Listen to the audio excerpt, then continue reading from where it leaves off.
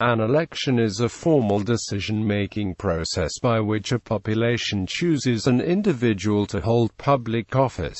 Elections have been the usual mechanism by which modern representative democracy has operated since the 17th century. Elections may fill offices in the legislature, sometimes in the executive and judiciary, and for regional and local government. This process is also used in many other private and business organizations, from clubs to voluntary associations and corporations. The universal use of elections as a tool for selecting representatives in modern representative democracies is in contrast with the practice in the democratic archetype. Ancient Athens, where the elections were considered an oligarchic institution and most political offices were filled using sortition, also known as allotment, by which office holders were chosen by lot. Electoral reform describes the process of introducing fair electoral systems where they are not in place, or improving the fairness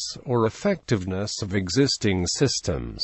Psephology is the study of results and other statistics relating to elections. To elect means to choose or make a decision, and so sometimes other forms of ballot such as referendums are referred to as elections, especially in the United States. History. Elections were used as early in history as ancient Greece and ancient Rome, and throughout the medieval period to select rulers such as the Holy Roman Emperor and the Pope. In Vedic period of India, the Raja of a Gana was apparently elected by the Gana. The Raja belonged to the noble Kshatriya Varna and was typically a son of the previous Raja. However, the Gana members had the final say in his elections. The King Gopala in early medieval Bengal was elected by a group of feudal chieftains. Such elections were quite common in contemporary societies of the region. In Chola Empire, around 920 CE, in other Marua, palm leaves were used for selecting the village committee members. The leaves, with candidate names written on them, were put inside a mud pot. To select the committee members, a young boy was asked to take out as many leaves as the number of positions available. This was known as the coup de vali system. Ancient Arabs also used election to choose the caliph, Uthman and Ali, in the early medieval Rashidun Caliphate.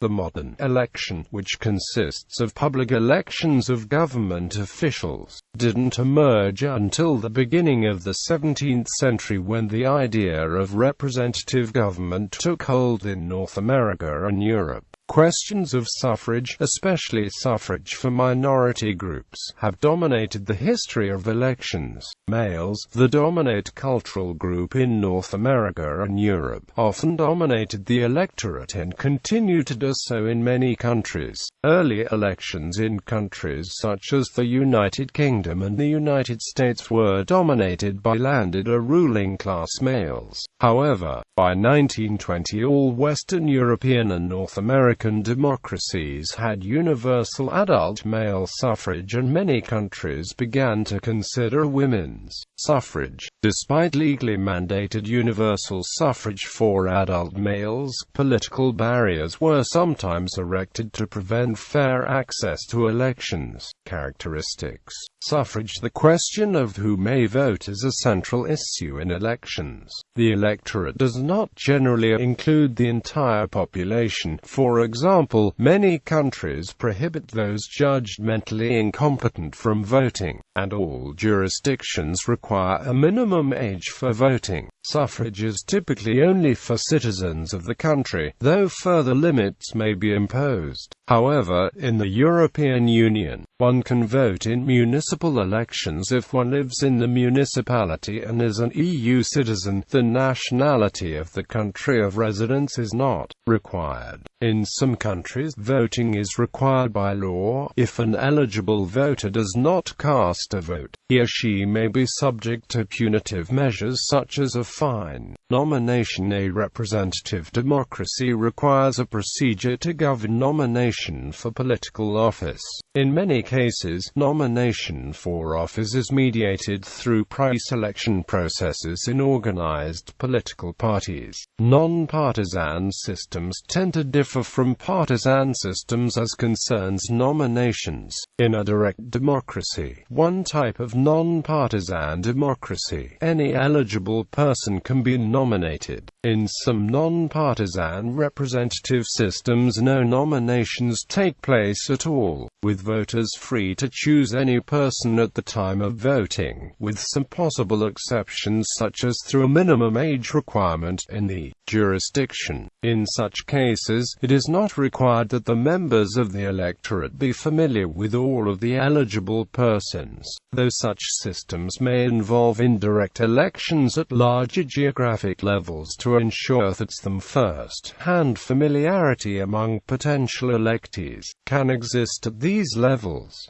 As far as partisan systems, in some countries, only members of a particular political party can be nominated, or any eligible person can be nominated through petition, thus allowing him or her to be listed. Electoral systems of the detailed constitutional arrangements and voting systems that convert the vote into a political decision. The first step is to tally the votes, for which various vote counting systems and ballot types are used. Voting systems then determine the result on the basis of the tally.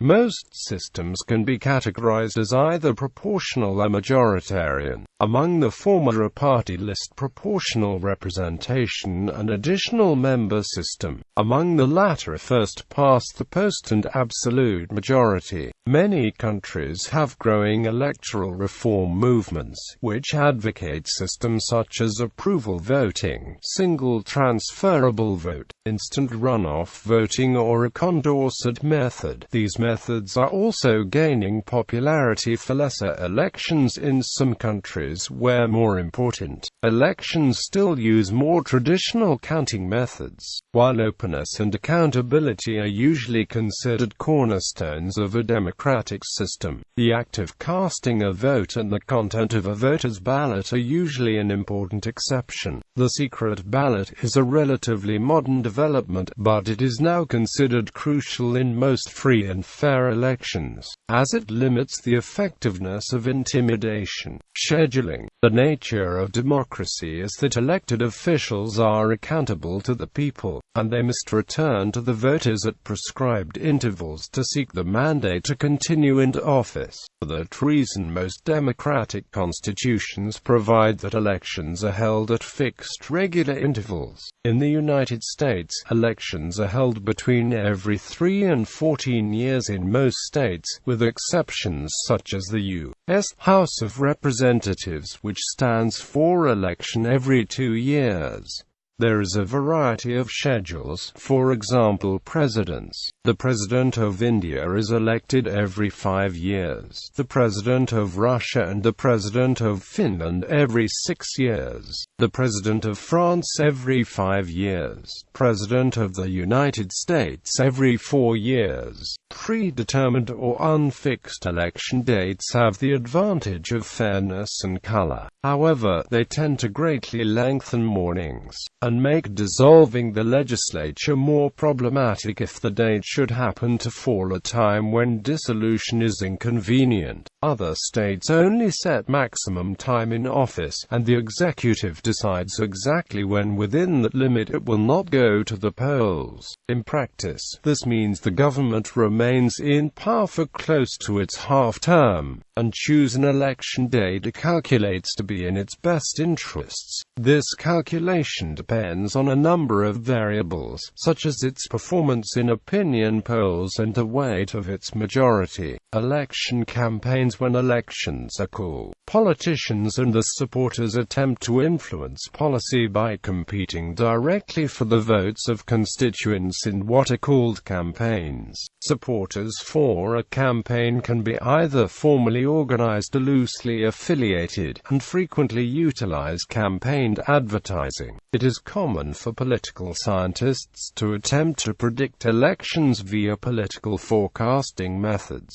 The most expensive election campaign included $7 billion spent on the United States presidential election 2012 and is followed by the $5 billion spent on the Indian general election 2014. Difficulties with elections in many countries with weak rule of law. The most common reason why elections do not meet international standards of being free and fair is interference from the incumbent government. Dictators may use the powers of the executive to remain in power despite popular opinion in favor of removal. Members of a particular faction in a legislature may use the power of the majority or supermajority to prevent the balance of power in the body from shifting to a rival faction due to an election. Non-governmental entities can also interfere with elections through physical force, verbal intimidation, or fraud, which can result in improper casting or counting of votes. Monitoring for and minimizing electoral fraud is also an ongoing task in countries with strong traditions of free and fair elections. Problems that prevent an election from being free and fair take various forms: lack of open political debate or an informed electorate. The electorate may be poorly informed about issues or candidates due to lack of freedom of the press, lack of objectivity in the press due to state or corporate control, and/or lack of access to news and political media. Freedom of speech may be curtailed by the state, favoring certain viewpoints or state propaganda. Unfair rules, gerrymandering, exclusion of opposition candidates from eligibility for office, and manipulating thresholds for electoral success are some of the ways the structure of an election can be changed to favor a specific faction or candidate. Interference with campaigns. Those in power may arrest or assassinate candidates, suppress or even criminalize campaigning, close campaign headquarters, harass or beat campaign workers, or intimidate voters with violence. Tampering with the election mechanism. This can include confusing or misleading voters about how to vote, violation of the secret ballot, ballot stuffing, tampering with voting machines, destruction of legitimately cast ballots, voter suppression, voter registration fraud, failure to validate voter residency, fraudulent tabulation of results, and use of physical force or verbal intimidation at polling places. Other examples include persuading candidates into not standing against them, such as through blackmailing, bribery, intimidation or physical violence. Bibliography. Arrow, Kenneth J. 1963. Social Choice and Individual Values, 2nd ed. New Haven, Connecticut, Yale University Press. Benoit, Jean-Pierre and Louis A. Kornhauser, 1994. Social Choice in a Representative Democracy. American Political Science Review 88.1, 185-192. Corrado Maria, Daclon, 2004. U.S. Elections and War on Terrorism. Interview with Professor Massimo Teodori. Annalise C. Diffser, N. 50. Farquharson, Robin, 1969. A Theory of Voting. New Haven, Connecticut, Yale University Press. Mueller, Dennis C. 1996. Constitutional Democracy. Oxford, Oxford University Press. Owen, Bernard, 2002. Le système électoral et son effet sur la représentation parlementaire des partis. Le cas européen. LGDJ. Riker, William, 1980. Liberalism Against Populism. A Confrontation Between the Theory of Democracy and the Theory of Social Choice. Prospect Heights, Hill, Waveland Press. Thompson, Dennis F. 2004. Just Elections, Creating a Fair Electoral Process in the U.S. Chicago, University of Chicago Press. ISBN 978-0226797649. Ware, Allen, 1987. Citizens, Parties and the State. Princeton University Press.